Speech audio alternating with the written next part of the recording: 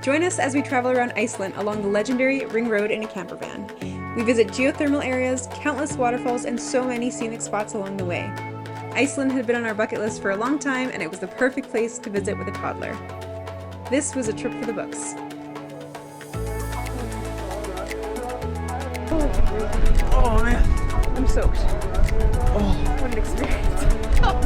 Bye, Mama.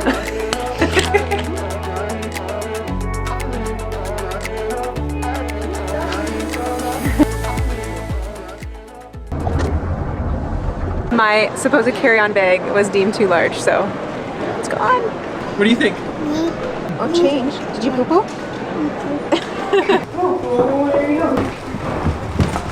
Bye bye Canada. Da da da da.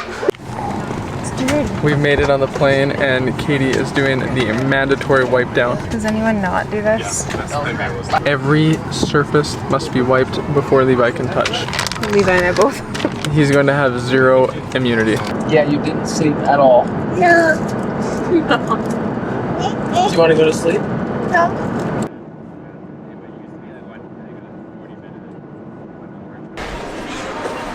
We made it to Iceland! We are waiting for the shuttle from CampEasy to come pick us up, and then we can offload all of the stuff, which just feels like too much to haul around. So it'll be nice to be organized, get some food. We're very thankful we had the third seat on the flight empty next to us. Levi was rambunctious for most of it and then slept for like 2 hours, and Katie and I didn't sleep at all. So we'll have to figure out what we're going to do today. I think it's looking like a nap.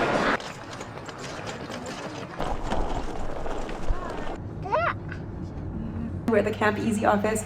Tim is getting all the paperwork and stuff sorted while I entertain Levi here. So the plan is to load up the van, unpack everything, and then go to the grocery store, get some goodies, prepare ourselves for a 10-day journey on the Ring Road. We are very looking forward to this trip. We have been for a very long time. We wanted to come to Iceland, so this feels very surreal to be here, and it is, look at that, beautiful blue sky. I just got the full rundown. I got my tablet and keys. I don't know if you can see behind me. I have a lot of vans here. They're super organized. Seems like main things are watch the weather and watch the road conditions if the roads are open. Let's check out the van. Here's our home! Come on, bud. Bud, come look. So fun. Hey, sit down. With the setup being 3 seats at the front, Levi's airbag for sure needs to be disabled because his car seat will be smack dab in the middle here. So to do that, open the glove compartment and then switch that to off. And then we're good to go. We secured Levi's car seat in the rear facing position in the front seat and then started on our trip to the bonus grocery store.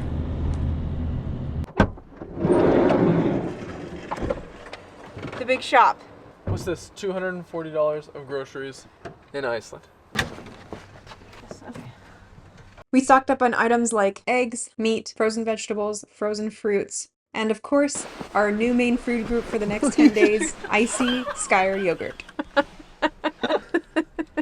The old hip to the face went flying. Levi has slept more and eaten more than Katie and I combined in the last 24 hours. He's the second hangriest. Where's the third? He's holding the camera. Yeah, right. We've arrived to the bridge between the two continental divides. We're gonna climb in the back for some proper sleep, and then we will start our adventures once we wake up. Our first Iceland adventure.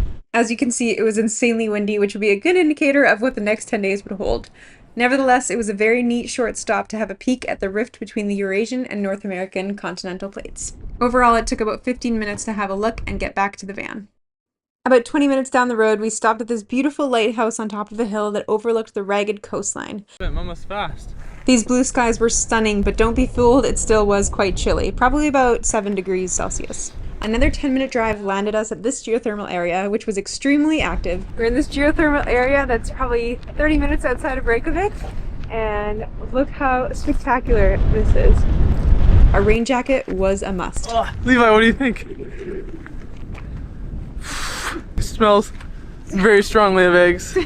Tim's feeling right at home. I normally like eggs. It's like very disorienting. Oh, whoa, is it ever? Don't walk off the edge. Oh. Oh. Come here. Tim, don't. There's water there. Oh. Oh, there we go. The camera's covered here. Oh, we can breathe. Oh man. I'm soaked. Oh. What an experience. Following a scenic drive, our last stop on the Reykjanes Peninsula before heading north was this geothermal area. It was completely empty. Perks of traveling in the shoulder season, I guess. This one had more mud pools and steam vents, and we absolutely loved the boardwalk. It was about a 30-minute loop, and as you can see, the sun was setting, so we knew we had to get on our way. We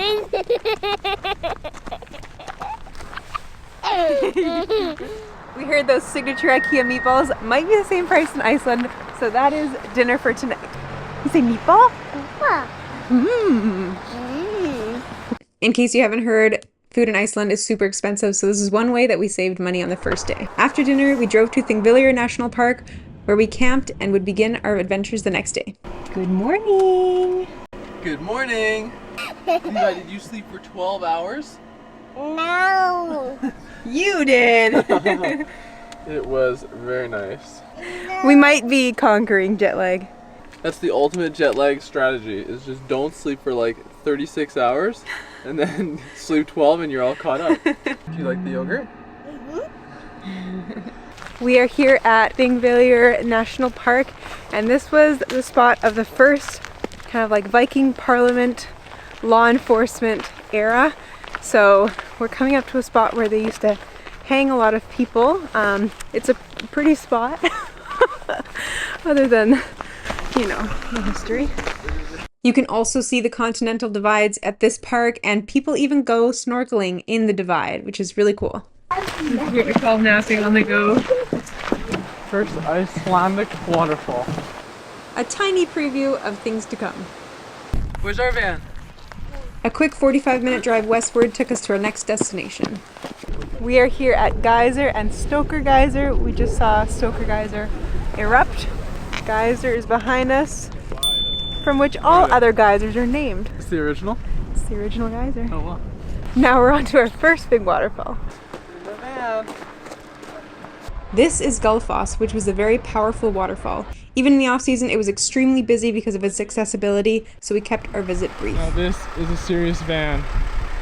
We then continued on to the Caves of Hela and received a tour from a local guide into the ancient man-made caves of the area, where people used to live and store their food as well as keep their livestock in the winter hundreds of years ago. It was a neat little stop, and we learned a lot about Iceland's history here. The archaeologist is looking. We just finished at the Caves of Hela. It was very interesting. We learned quite a bit about the area and some history. And now we're heading to our campsite, which is about 15 minutes away. And we gotta get some music. Levi requested his special music. If you make me feel like this will last, you were right there. We just pulled into our campsite outside of Hela. It's called Thingvellir, and just want to show you how nice is this.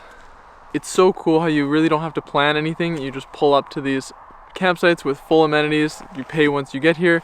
They have a cooking or like a dishwashing area, bathrooms with showers, and then a water refill station at every one.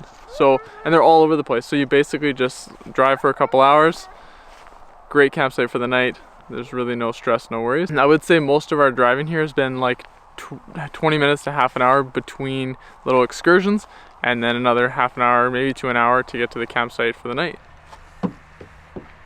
Tonight we're having IKEA meatballs with pasta sauce and some pasta, throw in some vegetable. Please? Big please. Ma? More meatballs? We're more on a balanced diet here than aesthetic, so we have meatballs and vegetables mixed with tomato sauce and some whole wheat noodles. And we set up the table for the first time. Yay! Good morning. Getting breakfast ready for a very big and exciting day. We're seeing a lot. Yeah. And by snack, I mean breakfast. We've been doing a big breakfast and a big dinner with like a snack for lunch. Eggs and yogurt and granola for breakfast, and trail mix and protein bar for snack. Dada. Is it fluffy? No. Oh, when it tickles your nose? It's a bit of a different scene this morning. It is Minus -0.5 degrees Celsius. -0.5. And we're heading to Skoka Falls, which is going to be very cold and very wet, but very beautiful. So hopefully we can put up with it and channel our inner Canadian. Hopefully it warms up through the day.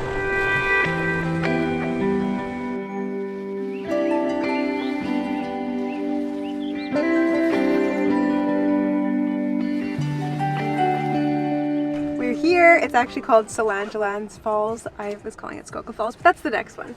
So we got to put all of our wetsuit gear on, our rain gear on, because we are getting as close as we possibly can. Okay, socks on.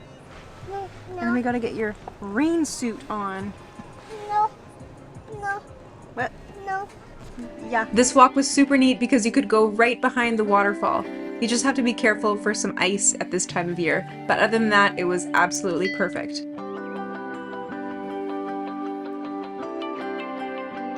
We're here at Skoga Foss and there's a trail beside it, so we're going to be hiking all the way up to the top. It is really busy, so I can't imagine what it's like in the summer.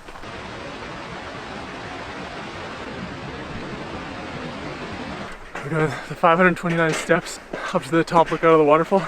This is my workout for the day and Levi's free ride. There's a tour bus coming. Let's get out of here. One of the convenient things about traveling in a van is that your home is always near you. A change of clothes is handy, your food is handy, and yes, you can even take naps in the most picturesque settings. This cliffside peninsula was crazy windy and our van actually got hit by another car door caught in the wind, so we just got out for a quick walk around and continued onward. Oh. Are you frozen, Levi? We are at the black sand beaches outside of Vik here in southern Iceland, and the spot is very busy. The hot spot is just next to us where everyone's climbing up.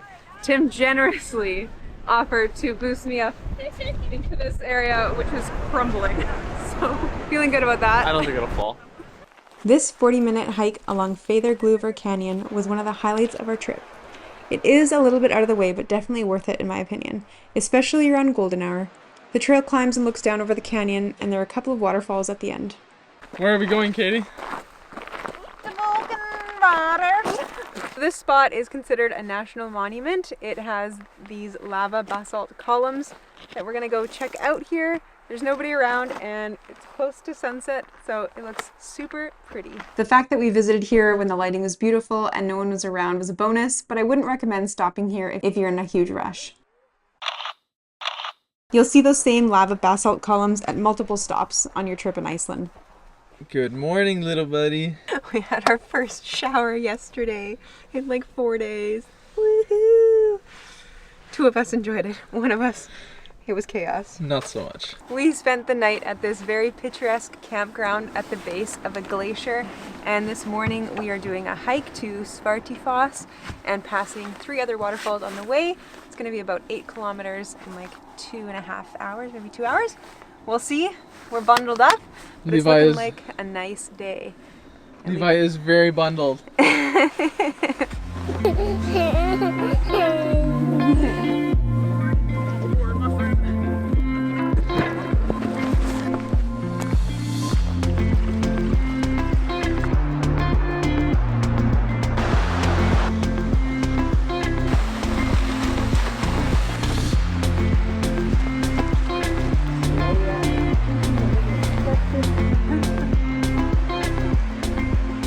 Isn't it crazy to think that this is once lava? And all these little pockets are bubbles.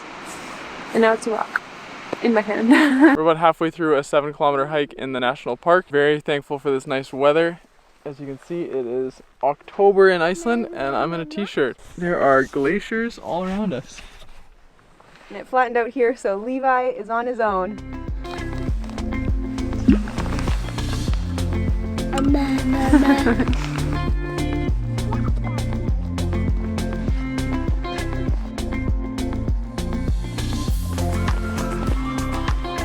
This is one of Europe's biggest national parks, and it makes up of 14% of Iceland. It's mostly the glacier, I think. It extends quite far back, I see. Are you snacking back there? Mm-hmm. Mama? I know very little about glaciers, but I do know that this is very impressive. You can see all of the crevasses and everything, and there's even like floating icebergs.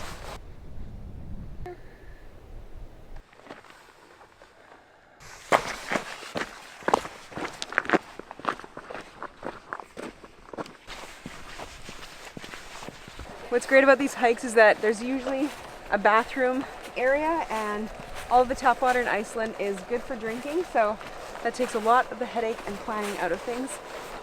So after every hike, do a quick water refill and bathroom break, and we're good to hit the road. And I was joking that there's no way that any of these little icebergs have floated ashore because people would be on them in a minute. And here I am. Look, it's like completely clear. I don't even know if I should touch it. I feel like it's like a preserved gem. Could have been frozen for like thousands of years. Millions. This is actually a fun fact for you. Is that as glaciers are melting, there's been viruses released from them. Really? You and your long lost friend, the little block of ice. Can I touch it? Is that like against natural rules? I'm sure you can take it home. We walked around this lagoon for about 15 minutes and watched some of the excursions head towards the foot of the glacier on these amphibian boats. We then drove to the next campsite, which was in the town of Hoffen. It was actually on this night that we saw the Northern Lights for the very first time during a midnight bathroom run. I'm so glad we got to experience that while visiting Iceland. Day 5 was our longest driving day, and it took us from the south coast of Iceland to the eastern fjords. The highway travels along the jagged coastline with huge waves and massive cliffs, as well as some quaint coastal towns. We saw wild horses, countless sheep, and stunning views all day. Road snacks were a true essential today. We did make a couple of short pit stops along the way to stretch our legs, including this stunning spot. But for the most part, it was a travel day, and we ended up actually staying in a hotel in Glaciers.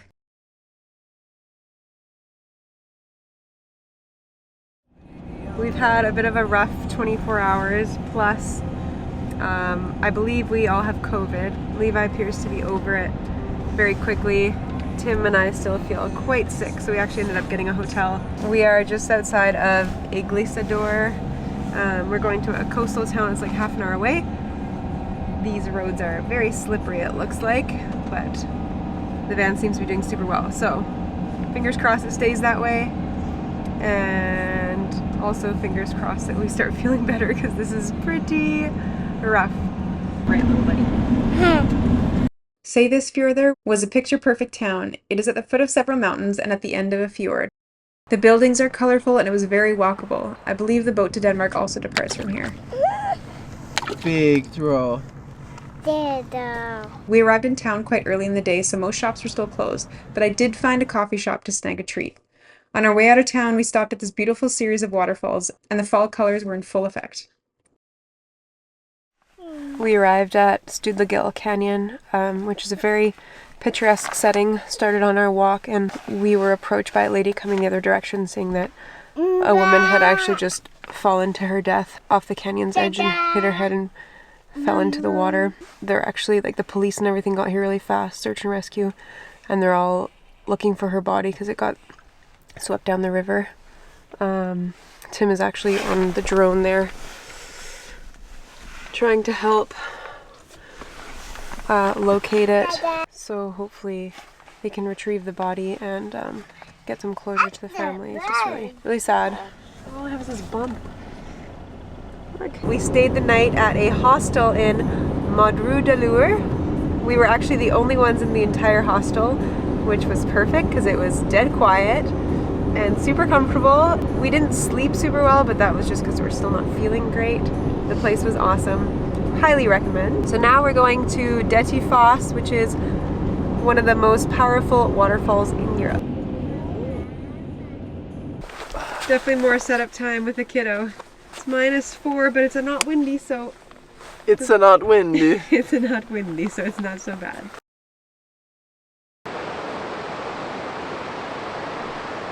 Well, to be honest, it was a little bit disappointing.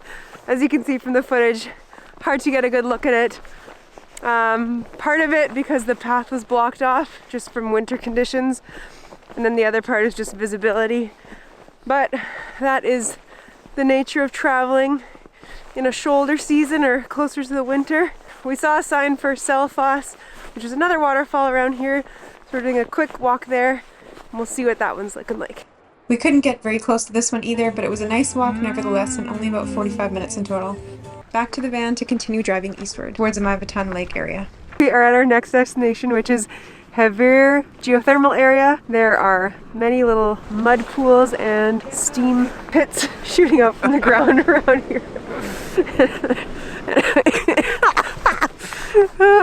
And I do have to say, this has been the gift of COVID. I don't have any sense of smell right now, which is great timing because I hate the way these smell. Tim? Yeah, they say it's the geothermal smell, but really it just smells like rotten eggs. The smell of nature. The weather wasn't cooperating much, so we decided to forego a stop at Lake Maivatn and a couple of the surrounding attractions and head up towards Godafoss. Its horseshoe shape was quite unique, and it was certainly powerful. The Sherpa, the passenger, are getting pelted back to the warm, noble steed. The snow continued here, which hid the water's blue hue, but given that it's October, we've actually been super lucky with the weather. We then drove to Akureyri to spend the night. We're in the part of Iceland that is the best for whale watching, so we decided, even though it's late in the season, to go on a whale watching tour. I reached out and they said that there's a feeding fjord or something around here, so we actually have a longer season. Fingers crossed we see something. I think there's going to be humpback whales, but pretty exciting. Oh no. Hey! Going on this whale watching tour was such a cool experience. We saw a number of humpback whales over the course of the 2 hours that we were on there. It was really chilly on deck, so having the space inside to hang out was amazing, especially with Levi. Early in the afternoon, we disembarked and continued eastward toward the Snaefellsnes Peninsula. There were fewer campground options in this area, but we managed to snag a spot and explore the facility before the sun went down. You're under arrest. Onto the Snaefellsnes Peninsula. Our first stop was Kirkjufell, which is a mountain carved out by a glacier. It is absolutely stunning, seriously postcard worthy. A short walk took us to the waterfall nearby, and there was even a horse that Levi enjoyed waving to.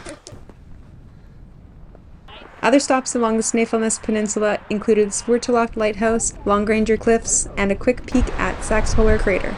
But I didn't take much footage as a snowstorm rolled in and the roads were quite bad. There were actually a ton of issues on the roads, with cars being stuck, as many tourists aren't used to driving in the snow.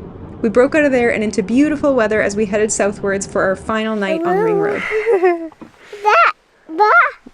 It is about an hour from Reykjavik, and we are just very excited to have a nice blue sky and probably the warmest temperatures we've had of the entire trip. Not only was it sunny here, there were a few friendly dogs and sheep to make our stay even better.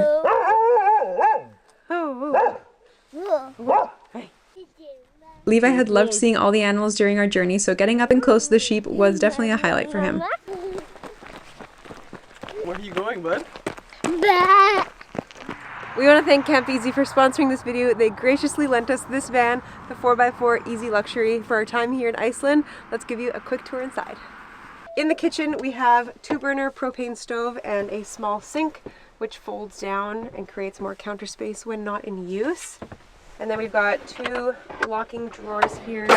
We've got utensils and our plates and bowls. We've got the fridge on this side. Eggs, yogurt, all that stuff. And then the freezer over here, same idea, but just colder. And there's just like a little pantry in the middle. There's a little bit more extra storage for kitchen area or other miscellaneous stuff behind me here. With groceries being quite expensive in Iceland, we tried to stock up at the bonuses whenever we could, which means having a lot of storage space was essential. At the back here, we have a child-sized bed, and that's where Levi has been sleeping. It's a little bit small for an adult to lay side to side, but perfect for a kid. And then this bump on the side here is actually an inflatable bumper that we brought with us just to prevent him from rolling over the edge. There's also upper cabinets here, which have a lip on the bottom to prevent things from falling out. So we have a little bit of food storage in these ones, some cleaning stuff, and then our clothes up above as well. We are in dinette mode now. This is where we'll have our breakfast and dinners. And I will show you how we convert this into our queen size bed for nighttime. You gonna help? Okay. Let's lift her off. Oh, thanks, bud. There's also storage under here for bags, and then behind the table at the back and in the garage area, there's even more. The mechanism of converting the bench into a bed is actually super easy to do. So we just move the pillows and then lift it. It's very light. Pops down, and then this bench folds down. The cushion's already on this side. And then we put the fitted sheet on and the duvets and we're good to go. Another very key component for us to have here in Iceland in the winter has been the Webasto diesel heater. So we've had it running every night. We just turn it up a little bit and then it kicks in and keeps us toasty warm all night. And lastly, these are the switches for all of the lights, and then we also have some charging ports up top here. The van is a Volkswagen Crafter 4x4 and it comes equipped with winter tires and a full-size spare winter on the back. For power, it has 3 AGM batteries, but actually no solar on the roof because the height of the sun is so low, it wouldn't really charge at all. So instead it has alternator charging, which works great because you're driving so much. We found that our batteries are pretty much always full. The van has an LTE antenna and data SIM card, which provides high-speed internet in pretty much every area around Iceland. In that same breath of having Wi-Fi pretty much anywhere we went, it was really handy to have this tablet which comes with the rental. It shows you points of interest, weather reports, road conditions, and also support from CampEasy if we needed it on the road. Well, that's it for the tour. We've had a great time in the van, so if you're considering a trip to Iceland, we would highly recommend renting from CampEasy.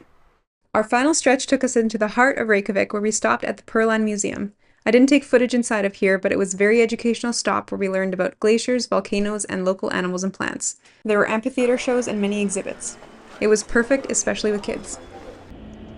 After spending half a day at Perlan, we stopped for a delicious burger, our only meal at a restaurant in our entire trip in Iceland, and then continued to our final destination to drop off the van. Well, 10 days later, we are back at the CampEasy parking lot. Time to unpack this entire van, pack up our suitcases. We fly out to Prague tomorrow. What do you think, Levi? Bye-bye, van? Oh, you don't want to say goodbye? As you can see, it was emotional to wrap up our journey here in Iceland. We lucked out with beautiful weather for the most part and got to see all of our bucket list items, discovering more unexpected gems along the way. Traveling in a van was super convenient and comfortable. This country is definitely made for van travel. We highly recommend visiting Iceland, and 10 days felt like the perfect length of time. If you enjoyed this video, don't forget to give it a thumbs up and subscribe to our channel. We'll see you next time.